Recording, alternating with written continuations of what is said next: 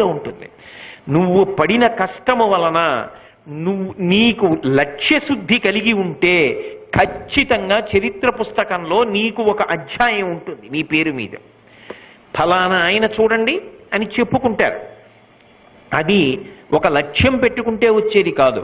ఆ లక్ష్యాన్ని సాధించడానికి జీవితంలో కష్టపడి ఉపయోగించుకోవడం రావాలి.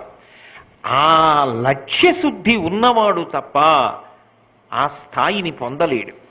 జీవితాన్ని సక్రమంగా వాడుకోకుండా గడిచిపోతోంది కదా అని 24 గంటలు వినోదంతో, 24 గంటలు ఇంద్రియముల యొక్క చాపల్యంతో గడిపేసిన వాడు జీవితంలో సమున్నతమైన స్థానమును పొందలేడు. సరిగదా?